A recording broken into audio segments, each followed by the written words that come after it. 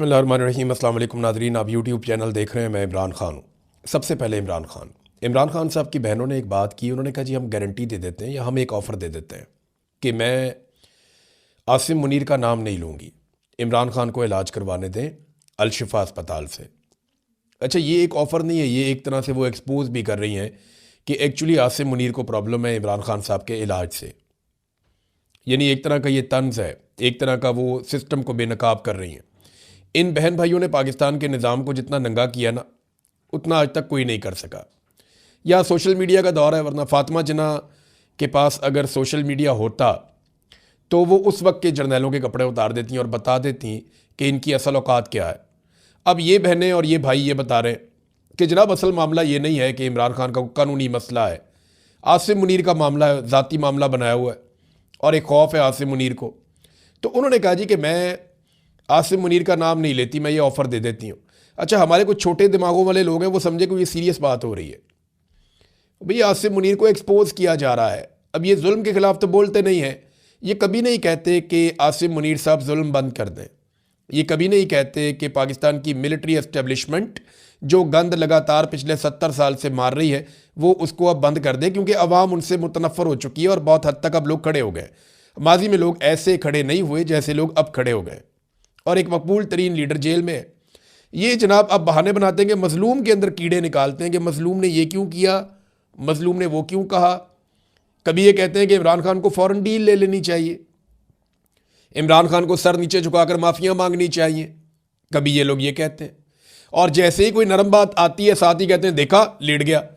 ये किसी हाल में खुश नहीं होंगे, ये हर लिहाज में एक बुग़्ज़ के अंदर मुब्तला है। जैसा कि अभी मैं वो तलत हुसैन की एक वीडियो देख रहा था, उसने पंजाबी के अंदर एक बातचीत करते हुए एक वीडियो भी एक पब्लिक की है। तो तलत हुसैन ने वीडियो पब्लिक की कि जनाब पार्लियामेंट हाउस के अंदर बैठे हुए जो धरना देने वाले पाकिस्तान तहरीक इंसाफ के या अपोजिशन के लोग हैं वो वहाँ पे खा पी रहे हैं।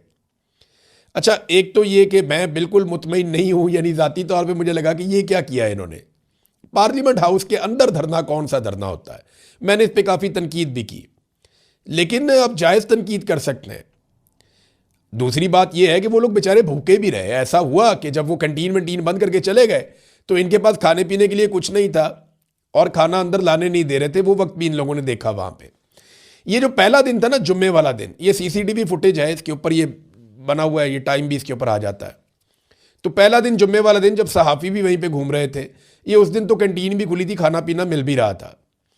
उसके बाद जो है वो सख्ती शुरू हो गई थी और वो सख्ती होती हुई सबने देख भी ली थी। लेकिन देखें ना, बुग़्ज़ का कोई इलाज नहीं है। तलत हुसैन ने निकाल के गई, देखें जी ये तो अंदर मौजे कर रहे थे, ये किस तरह का धरना था। तो ये लोग बेचारे लाइलाज हैं, इनकी तकलीफ़ जो है उसका अजाला नहीं हो सकता। देखिए नवाज शरीफ को ये लोग घसीट घसीट के मिलिट्री एस्टेब्लिशमेंट के जूते पॉलिश करके इक़्तिदार में तो ले आए, लेकिन वो अवाम में उसकी एक्सेप्टेंस नहीं है और ये बात इन्हें लगातार तकलीफ़ दे रही है।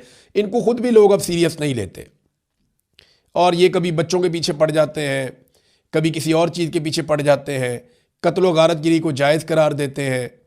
ये नहीं बोलेंगे कि पंजाब के अंदर 900 कत्ल हो गए पिछले 8 महीने में, इसके ऊपर बात नहीं करेंगे। ये लग्जरी तैयारा इन्होंने ले लिया एक, उस पर बात नहीं करेंगे।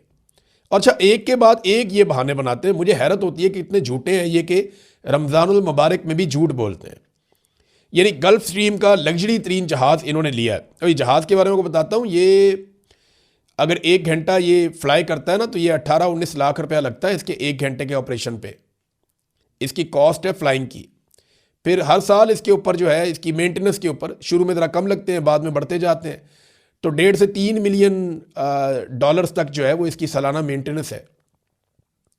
ये इतना महंगा तैयारा हमने ले लिया, जितने की हमने पूरी एयरलाइन बेची है ना PIA, उससे कम पैसों में हमने ये तैयारा ले लिया। ये है नाजरीन टोटल औकात पाकिस्तान के हुक्मरानों की कि अपने झूले लेने के लिए, अपने एंजॉय करने के लिए दुनिया का लग्जरी तरीन तैयारा लिया। बहुत सारे मुल्कों में जो हमसे ज़्यादा अमीर हैं, हमसे ज़्यादा बेहतर हैं, उनके हुक्मरानों के पास भी इतना लग्जरी और इतना शानदार तैयारा नहीं है जितना शानदार अब हमारी वज़ीर आला पंजाब के पास है। ये तैयारा उड़ता उड़ता भी रहा है, इसकी अभी रिकॉर्ड भी आ गया। कभी सियालकोट गया, कभी मियाँ वाली गया, कभी अननोन जगहों पर गया कि पता ही नहीं है कहाँ गया, कहाँ से वापस आया। लाहौर में भी उड़ता रहा, झूला शूला लाहौर में भी लिया इसने, लगभग 52 मिनट का, 55 मिनट का। तो ये जो तैयारा है इसका इस्तेमाल भी हो रहा है। अच्छा, ये झूठ कितना बोलते हैं, कभी कहते हैं जनाब ये तो हम एयर पंजाब के लिए लेकर आए। एयर पंजाब जिसका कोई वजूद ही नहीं है, उसका तैयारा पहले एयरलाइन बनती है, उसके बाद तैयारे आते हैं। एयरलाइन बनती है, भर्तियां होती हैं, दफ्तर बनते हैं, एंड में तैयारे आते हैं। ये जनाब तैयारा पहले पहुंच गया है। कैसा लोगों को बेवकूफ़ समझते हैं ये।